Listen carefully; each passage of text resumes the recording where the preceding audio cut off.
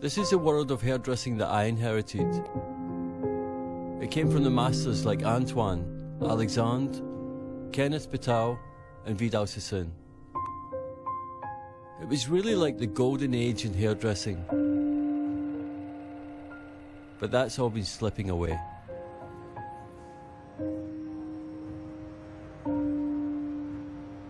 One thing that's forever is change. The current state of education, I think, it troubles me. And we condition the industry to kind of rotate at the lowest level. Our hairdressers were leaving and taking their clientele with them. You know, these people in the salon that should be your family members actually become your biggest competitors. We have technology on our side, and we can kind of do what we want. It's become very difficult to distinguish what's happening. As an industry, we've vilified the corporate players In the hair care product world, because so much of what's said is false. Some brands are deep-rooted in what I call evil.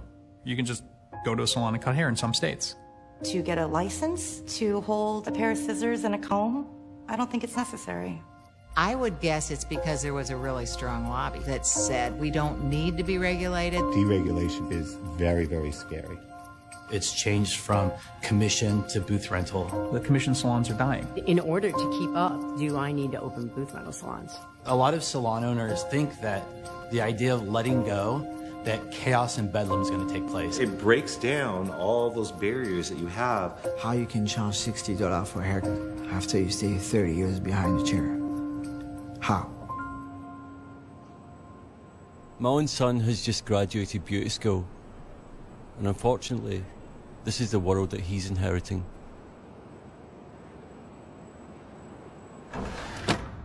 It was about a year and a half ago we decided to do this film, and we'd invited a small group of hairdressers to come to Miami, as we were very curious to see what they thought of the state of the hair industry.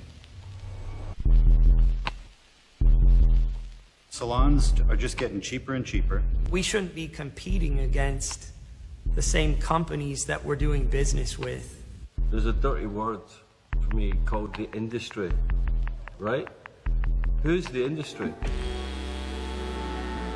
From the major manufacturers are undercutting the prices, they're diverting the products, lying about diverting the products. We all want to elevate the industry, and we all want things to get better, and we're talking about that right now. Because the industry is so scared to raise pricing, it's stagnant. And that stagnant pricing is really affecting the amount of opportunity and resources that's available to salons. The cost of a haircut, has barely gone up over the last 40 years, where the cost of milk and bread, everything else is going up, yet a haircut is not.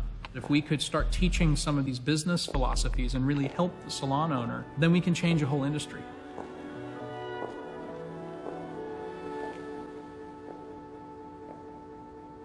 The first filming barely scratched the surface of what was going on, so we decided to keep going. My entire career, all I've ever heard is people talk about changing the hair industry, and I've been waiting. It's been, practically 30 years. I've been waiting for this change to happen, but it's just words. I've known Tev Finger for most of my career. Together we helped build Bumble and Bumble, and he's now the president of Luxury Brand Partners, a company that creates artist-driven brands. We both agree that there's a huge systematic breakdown in this industry. This film was more to start a movement to really get salon owners and stylists to start aligning and figuring out how do we make it a better place, and not just use that as a soundbite. Sitting back and watching the industry go down the toilet is only going to have you either out of a job or making no money. We traveled the country gathering as many opinions as we could, from stylists, owners, students, legislators, and anyone who could give us information on the state of our beauty industry. So we let our curiosity guide us, and not a script, because with a script, you're following order. The chaos that now came out of all these interviews created this film. It sounded like people were finally angry enough to want a change, but they didn't know what that change would look like. And sometimes you just have to press the reset button and lose everything you know to gain a new perspective.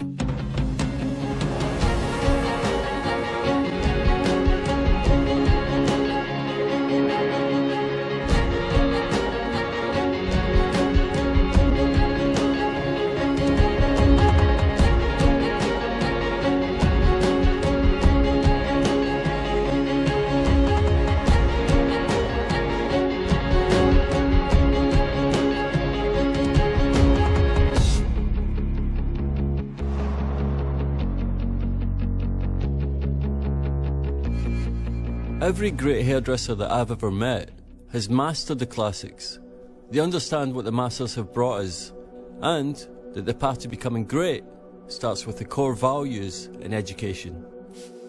But what if the schools, which are the foundation of our education system, and the people running them are completely out of touch? But not everyone sees it that way.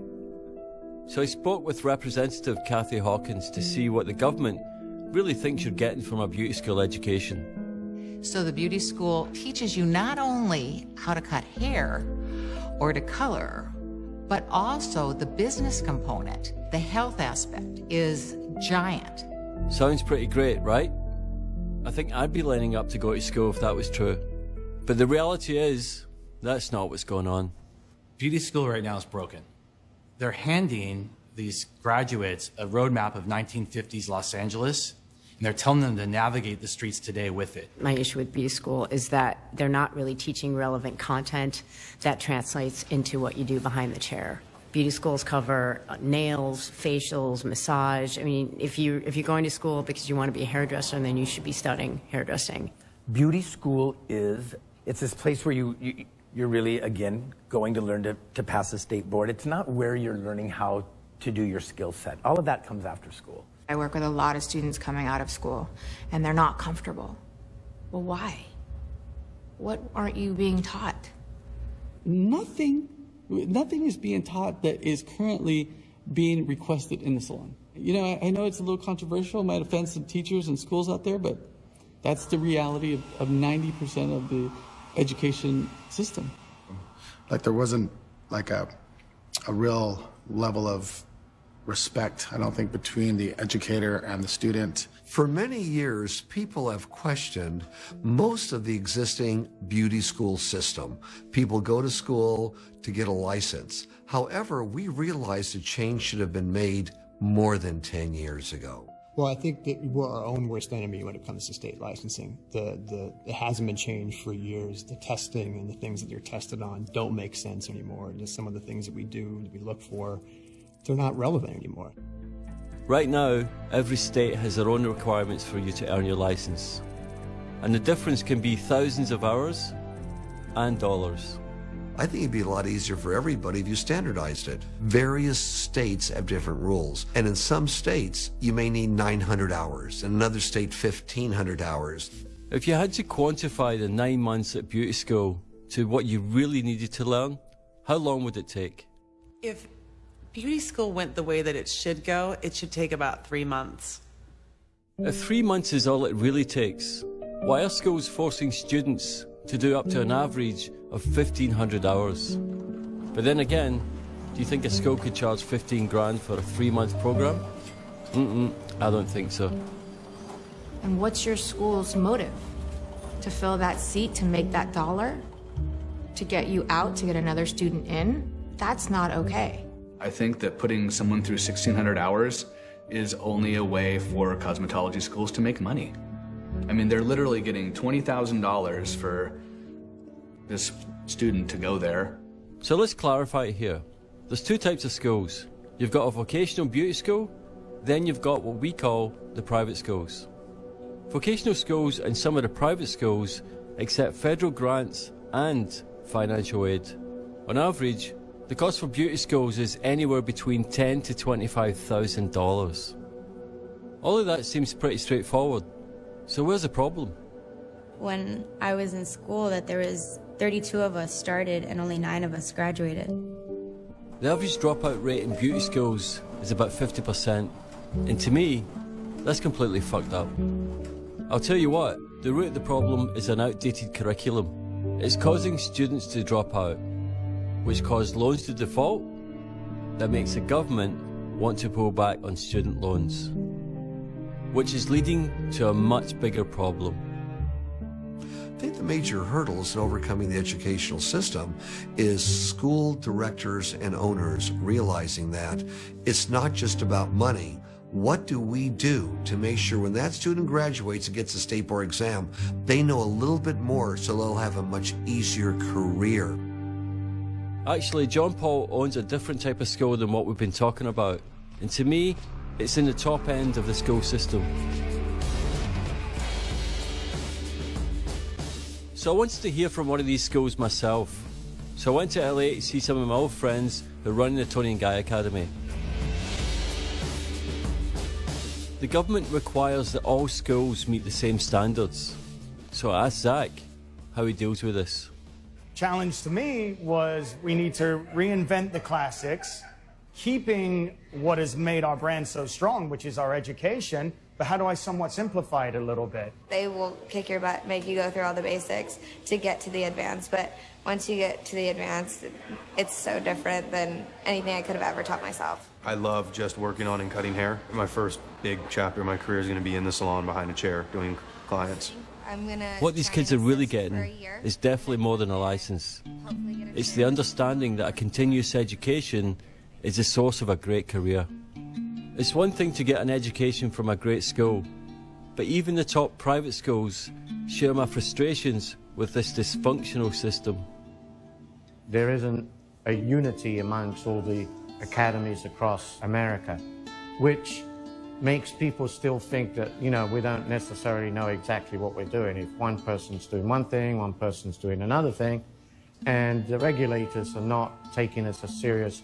I think that if we can come together and set up different standards for the education of a hairdresser, there's a different aspect of it. There's the entrepreneurial aspect of it, how to build themselves up, making sure that they communicate properly and, you know, set goals for themselves and visualize where they want to be and stuff. They can't just be like labour camps where you just go and, you know, spend your 1,000 hours, give them your money to get free, to get a license, to operate.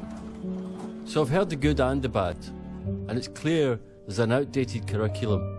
It's got too many hours, not enough relevant content, and a massive dropout rate. So I asked Kathy if there was a solution at a policy level for such a fragmented system. And a lot of those things are arbitrary. So if you can make a case for why they should be changed, that certainly is something that should be open for discussion. Now, they're not going to do it just because you said so or because I said so, but when you can lay out point by point why this is better, why this will lead to a more professional organization, then yes, to not have schools at all would be a huge mistake. If we can't come together and fix this system, we really risk the future of our industry. We're going to leave the next generation stranded without the same opportunities we had. But what if we don't come together and we just scrap the education system? Deregulation would just do away with licensing completely. Anyone can open a salon and call themselves a hairdresser. I don't think deregulation is the answer. However, if it's a choice between deregulation and keeping things the same, I'd go with deregulation any day of the week. Something's got to give. Of course you need a license. Where would we just going to be out there floating and here give anybody a pair of scissors? It's the craziest thing I've heard. I think that everyone needs to be licensed. I think that the board needs to raise the bar, needs to make everyone work harder, needs to realize, look, this is a craft. This isn't a joke. We aren't just out to make the dollar. The system undoubtedly needs a good shake. I don't think there's any answer right now. I think it's something that a lot of collaborative minds have to get together and find something that's going to work for everybody. We think it's critical that licensing stays intact and it stays in place, but we do agree with the critics that the licensing scheme in this country is broken, right? It needs massive reform. Right now, the Professional Beauty Association, or the PBA, are the only people opposing this problem. The reason that a hairdresser has to have a license, from a state government standpoint, is purely about health and safety.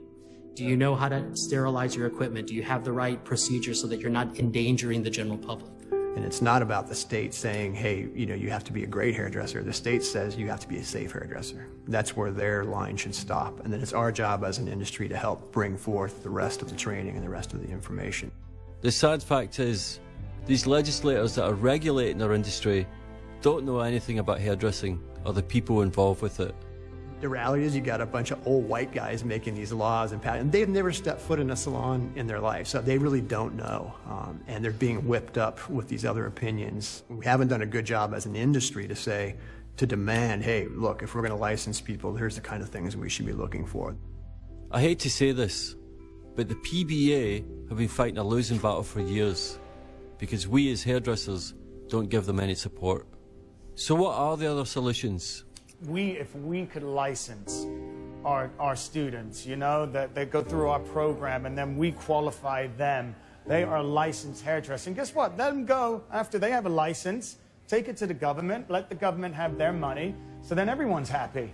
You know, couldn't we find a win-win for all of us? Do you think it is possible to change the system?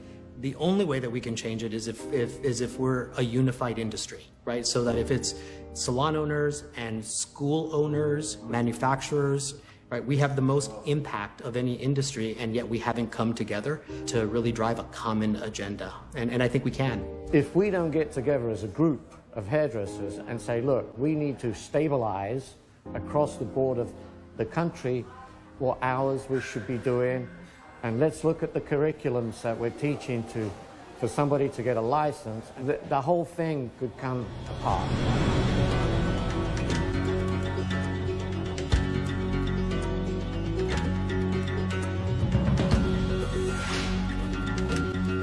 All of the changes in our industry are being accelerated by technology.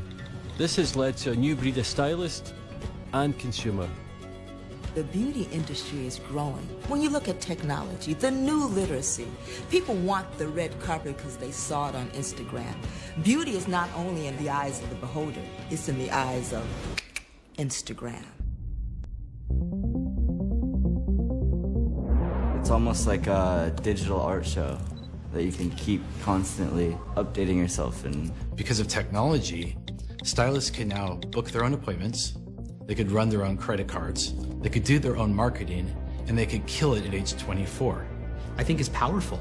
I think the challenge with that is that the people who are really driving that tend to be the younger stylists and professionals and clients and consumers. Where I use Instagram and maybe one other vehicle, they'll use Periscope, Instagram, Facebook. They're kind of using everything. We have so many hairdressers at Rudy's that carry their Instagram account. 6 haircuts a day, they're posting their hours when they work, because their schedules are flexible and their client schedules are flexible. Social media is really the best connection in between those two worlds. It's really about communications. It also gives a lot of stylists the opportunity to go online to learn new things about their industry. You know, it's funny, that's probably the biggest change I've seen in the industry in the 30 years that I've been in the industry, is in the social media part of how we attract new customers and how we engage with them. I mean, Instagram is like, for hairstylists, it's like Tindering, you know? Like, you can just burn through hairstylists and find which one you like, you know? So it's been an amazing tool for me just in getting new business and getting exposure, and then connecting with other people in the industry and just continuing to be inspired by other people's work. If you're talented and you know how to market yourself, it doesn't matter how old you are. These kids on Instagram are crushing me because they're able to make everything beautiful, and that's why ironwork is so popular right now, because it looks fantastic on Instagram. You know, and now I have these hairdressers that come from other places in the country and guest spot, and I would never have had that without Instagram. What happened after Facebook, and then Facebook helped a little bit, I will say, but Instagram and Snapchat, it changed everything. It brings you so much business. It's insane. It's insane. It's like insane. Technology not only affects the way that hairdressers do business, it's also changing consumer behavior. The millennial generation they're all about convenience, and they want to buy whatever on their phone. I mean, I even had a client buy something on her phone while sitting in my chair, and it was for sale out front. Where I find my products comes from all these different angles. Yeah, I mean, it's not so much anymore from magazines or anything like that. It's much more internet driven. On Instagram, you now have advertisements that are in your feed. That's usually where they plant that seed, makes you want to go check it out, and then it kind of blossoms into you using the actual product. And people have asked me, why go to a salon to buy even salon take-home or retail products? Why even go to a salon? And the answer is quite simple. A hairstylist in a salon can tell you what product to use on your type of hair for your type of hairstyle and how to create it. No drugstore or supermarket ever do that. So we know that technology is never going to replace the professional hairdresser, but we should be creating new business models that stay current with our consumers, or we'll lose control of our retail. It reminds me a lot of the music industry back in 2000. Record labels didn't react to how consumers were using this new technology, and their business models have never recovered. I would say that the music industry is in free fall. It's undergoing a collapse.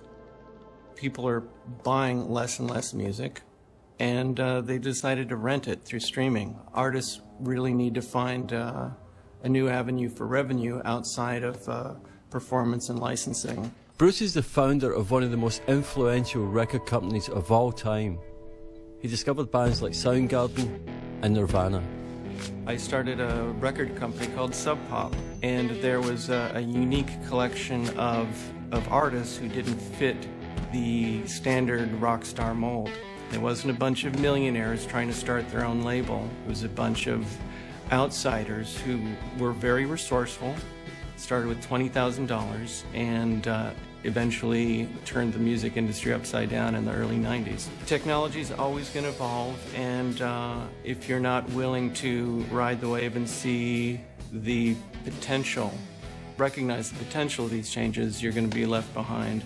Just like Bruce said, if we don't adapt to changing technology, we will fail. And just like the music industry, we'll be in a free fall. Or maybe you'll just be left behind. The biggest challenge is not the young generation. They get it, and they're killing it. We have stylists who you can't get in for the next several months because they know a secret that some of the older stylists don't know or unwilling to adapt to, and that is that social media has changed everything.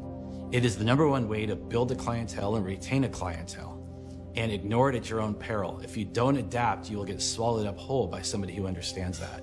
The owners in this industry are somewhat unwilling to change, you know? I think some sort of change a lot of times is kind of seen as their policies not working or their business practices not working, and somewhat they're admitting failure.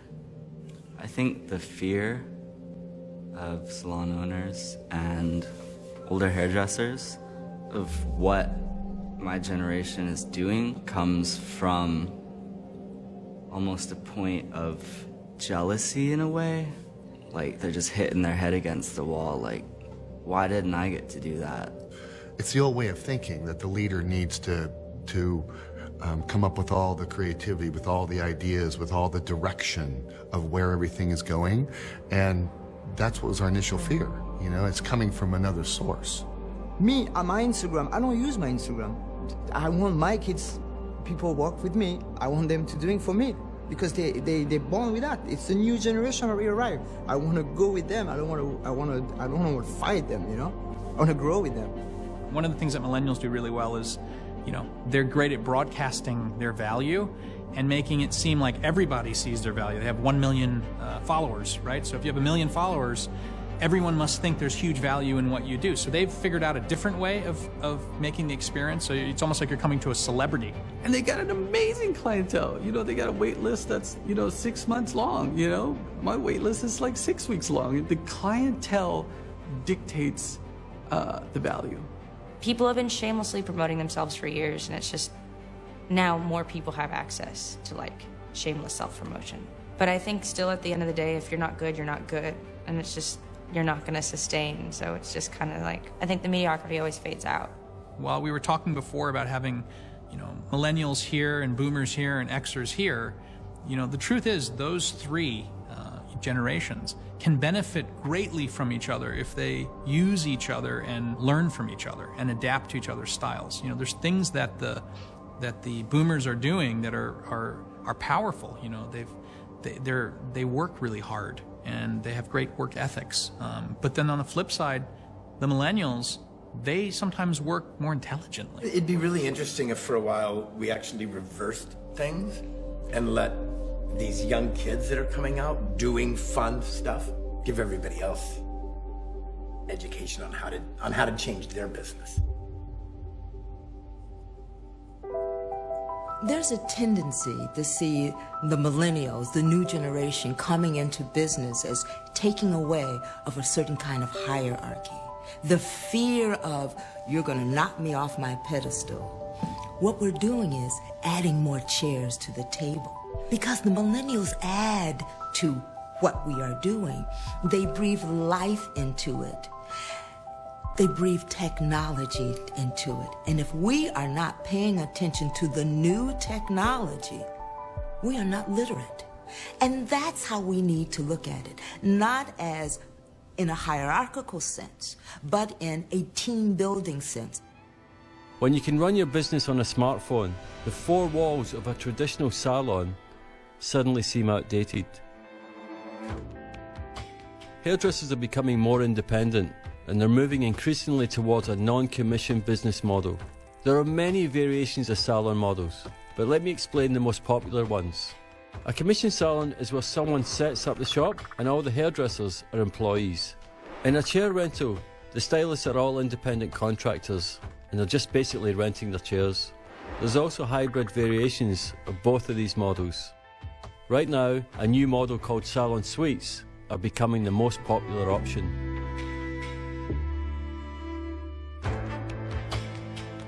How do you feel about some of these new business models, like salon suites? I sort of relate that to the basement hair salon, where oftentimes it's a cash business, it's not licensed, and it's not a positive for the beauty industry. The lease salon is in my opinion, one of the worst ideas. I feel I liken it no different than somebody just popping open a nail shop or something. Okay, I'll rent this station, but then they've got to buy products. They've got to make their own appointments. They've got to make sure that they have everything cleaned all the time, and how to pay their taxes, how to pay this, how to do that. It's changed from commission to booth rental, and now booth rental's kind of changing into these salon suite concepts. Salon suites are individually self-contained salons that stylists could rent and turn into their own salon. I think a lot of people who jump straight into these salons are quite lazy. I know a lot of people who have quit. We've had tons of assistants quit to go join a lease salon or go do whatever, and they're just not going to be good, and they're going to end up stunting themselves if they don't go back. To doing a rental or to doing things like that, how you want to create like a brand, or how you want to create something like healthy, you know, when you have people, they get in just 2 days a week, 3 days a week. It's a different way of business. I don't really see my business like that, period. There's pros and cons, obviously, to both of the styles, right? Whether you're commission-based or lease or booth. And definitely the millennials are migrating, by far to the booth, renting their own booth, or in a lease salon, or, the hybrids that kind of exist. And they're moving away from commission salons. Rental, you can do, if you want to travel, you can travel. If you want to go to somebody's house, you can go to somebody's house. If you want to have your set hours, you have your set hours. I feel that if you know that you can make your money by doing that, why not? We had a few stylists come to me and quit. They left to go to a salon suite where they said they need to pursue their dreams of being completely and totally independent and running their own salon. I bitched and moaned about it for a day. And then I decided to adapt. The very next day I called my landlord and said, I want more space, I'm building salon suites. What I even like to do is have commission stylists for 4 years and then graduate them through into that booth renter, because really that's what they want anyway. So why am I going to try and hold anyone back just because that's my policy? Instead of looking at things through an innovative lens, there's a tendency to sit back and be safe because you're doing all right, the market is fine, you're on the line, you are not in the red, you're doing fine, and so the idea of improvement doesn't happen. Was it the right move for me to leave a commission-based salon? But for me, it was. And I think for a lot of people, it's the right thing for them to be in a commission-based salon. It's not, there's not a right or wrong. It's just about what you value and what you want to get out of the industry and what you want to give to the industry. This is not going away. Millennials are are quickly going to become the majority of the workforce. You know, if you don't know how to manage and handle and inspire the millennial force, that alone can be the end of your traditional salon, because it's a game changer. This newer generation is about to dominate the workforce, and if we can't understand the values they bring, then we might as well close up the shop. I strongly believe that, especially with this new, younger millennial generation, that interactivity and engagement is key. Millennials like to control their relationships with brands. You know, another thing that matters to them a lot when it comes to who they want to work for, who they want to buy from, is values. They're very values driven. It's egalitarian. There's not a hierarchical structure. Okay, and I see this as kind of an indication of where things are going. It's a higher level, more value on co-creation. You know, the older generation is looking for these kids to have the same work ethic, to dress the same, to look the same, to talk the same. And so they're not bad, they're not wrong, they're not lazy, they're just on a different journey. Well, if you could get the attention of any millennials at this point, if you could get them to lift their head up so you could see what their face looks like, it would be amazing. From the older stylists in the industry that I interact with, I almost get looked down on because of the title that I'm given while I'm training. And that's stupid, because why are you looking down on me when I have so many good things to contribute? They're lazy, they don't work as hard as we did. It's just a tired record. I hate to be lumped into a category, and I have a lot of 20-somethings that work for me. I mean, we have 70 stylists. We have all these 20-somethings, and they're not all the same.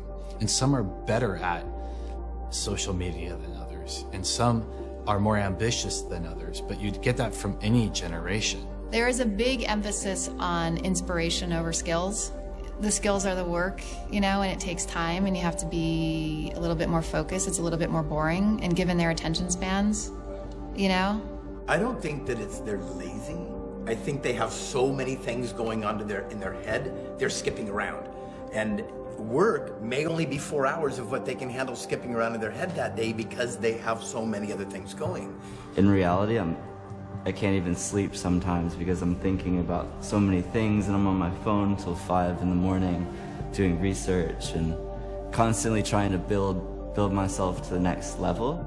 When your boss is having so many regulations and rules and all that, and you kind of you don't agree sometimes because of the difference in generations, so you kind of just want to do it on your own. They want to trust you, and they want to feel like, you know, you're going to develop them, not just take from them and take from them. Rather than me try and carve out these kind of draconian rules and laws, right, which is, well, you can't have a communication with your clients. You can't use an app to work with them because you'll get their information and it won't be the salons and you might leave one day.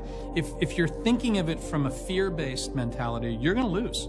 You know, so I think we just have to constantly upgrade what we're doing and stay in touch with that millennium mindset for us to be successful. So we must, if we want to thrive, not just drive, if we want to thrive, we have to put our ear to the ground and understand what's going on. For a short time, I was part of a corporate beauty brand, and I saw how the hairdressers were being lied to.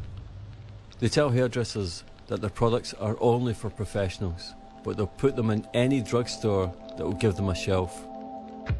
Hairdressers want loyalty, but they're fighting a losing battle, because to the corporation, it's just business. It's really up to the hairdressers to partner with like-minded brands. Brands that will actually support you. Unfortunately, the salon owners have been so used to this, what I call the big letdown. You know, a brand comes out, says that they're all about the salon owner and education, and the next thing you know, it's in Costco, it's in Walmart. When you pick up a brand, you want to believe you can trust that brand and that company and everything that they stand for. It's that loyalty and that trust. We already have a relationship. I don't want to think you're cheating on me. With everything being online, you know, everything's kind of merging into one thing, and it's messy. And, you know, salons, when we're talking about from a direct distribution model, which is Orbe, for example, they would be really upset if Orbe ended up in a, you know, Walmart. That would be against what we told them we were going to do with this brand. I think a lot of businesses with their business model see that here's this company in the professional beauty industry, and we've seen the history of that for the last 40 years. Now we're going to go retail and get more money and more sales to the bottom line. So it's a matter of, we've done really good in the professional market, but now let's do the professional and retail both with this line. But hang on, I've seen your products in really dodgy places. If you see Paul Mitchell in any drugstore or supermarket, don't buy it. It's either gray black market or it's counterfeit. We didn't put it there. Do not buy it, period. I mean, that's just those bigger companies that's not respecting our craft and what we do. Again, those are those huge companies that we're talking about that, you know, I've struggled a long time to learn to love them because I saw my dad just break away from something he gave all of it to a company that truly just destroyed it. Why support a conglomerate when all they've done is let us down? Have any of them said, we'll only keep this product in the professional beauty industry forever, no matter what? No. The ongoing cultural battle has always been between kind of centralized corporations that are typically run by very uncreative people and small indie entrepreneurs that are typically run by creative people. And it's the indies that are going to evolve, they're going to adapt, they're going to listen to what's going on in their community, and they're going to be successful. And corporate headquarters can't do that. And if you can't do that, you're going to die like all dinosaurs die. A topic that came up in so many conversations was fear. Fear of change and fear of the unknown paralyze the creative process. These fears lead to something that has plagued our industry for so long, and that's price suppression. Fear plays a key role in our decision making. So it's not like fear of the dark alley. It's fear of new things, fear of the other, and those kinds of things. It maintains and constrains our behavior. What's preventing people from raising their prices probably the most is fear. You know, I think when you talk to stylists, their fear is that if they raise their price from, just making this price, but if they raise their price from $50 to $60, that their clients are going to go in a huge backlash and run away. And, you know, that's the fear, because at the end of the day, the stylist knows that their bread and butter are their clients. During the Great Depression, people spent money on beauty. We need it. You will not lose a client just because of the prices. You will lose a client if your lack of self-worth is rendered onto them. Well, I definitely think we live in a society that people feel like, not necessarily that I did a good job, so I deserve more, but I've been doing it for so long, I deserve more. I've been here for 15 years, you know, I deserve to make more money than that. It's like, well, no, you don't. You have a lousy clientele, you do lousy hair, and yeah, you've been here for 15 years and you have a lot of experience, but you're not staying up on education. You're really not nice to people anymore. You don't deserve more just because you're old. Wow, I should get $200 for that haircut because I've been doing this for 30 years. It's like, yeah, but that person over there who's been cutting hair for 6 months is fucking rocking it. Like, they're jamming, they're giving that person new style, they're teaching them how to use a product, they're doing all this. You've been doing that same haircut for 20 years. You know, it's like, get some education. When we stop generating or accepting new ideas, obsolescence sets in. A kind of apathy sets in. You stay where you are. It's a funny kind of stability, but that stability is what's vulnerable. I can't stress enough the need to stay curious. It's the only way to feed yourself as a hairdresser. This is all about becoming aware of what's happening, and we have to look for the truth for ourselves. We have to accept responsibility for the things that we've bought into, but we have to be willing to change them too. Oftentimes, millennials, technology, so many other issues that salon owners have to deal with becomes disruptors. Embrace those disruptors, but you have to learn to remold, understand that disruption. That's important for change, growth, and development. We're not here to say, buy my products. We're here to say, the shit's going down, and you don't have to go down with it. Let's get on to the future and work together. And we can change together. Innovate and revolutionize what it is we're doing, because you have to change. Someone's got to fight it. Someone's got to go after it. Someone's got to say, this is what I think needs to be done. Someone with a voice, a group of people, the industry as a whole. It's not just about the hair.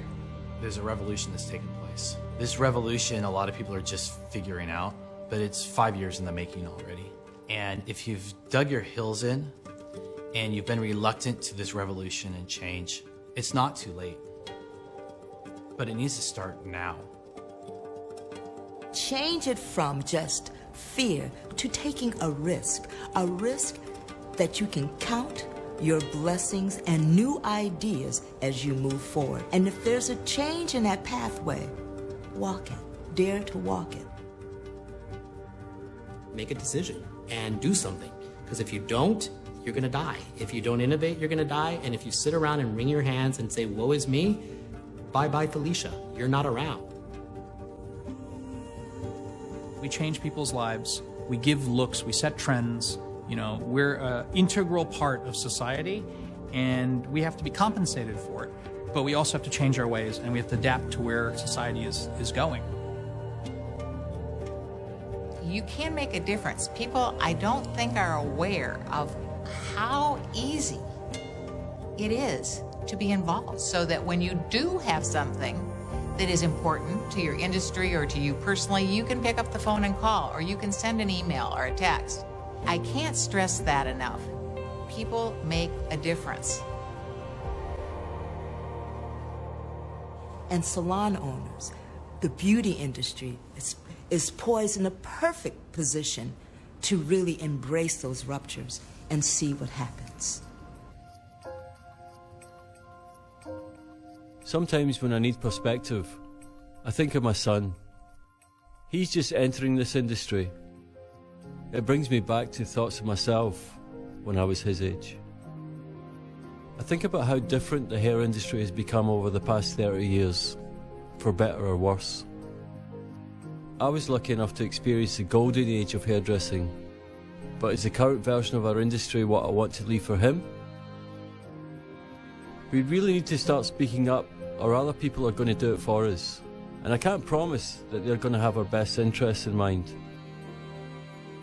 So raise your voice, start shouting, make a fuss, but just demand more, because our industry is worth something. In the time for conversation, it's over. The golden age of hairdressing was passed on to me, and many others like me. Now we've got an opportunity to pass it on to the next generation. But our effort will mean nothing unless we come together. We have to fight for better education, fight against deregulation, and align yourself with brands you can trust. When we started this film, we felt that the industry was in desperate need of a reset. By the time we were finished, we felt it was more like an awakening. But like all awakenings, it starts with yourself. My journey through this film leaves me with so much excitement and hope for what's next. So thank you.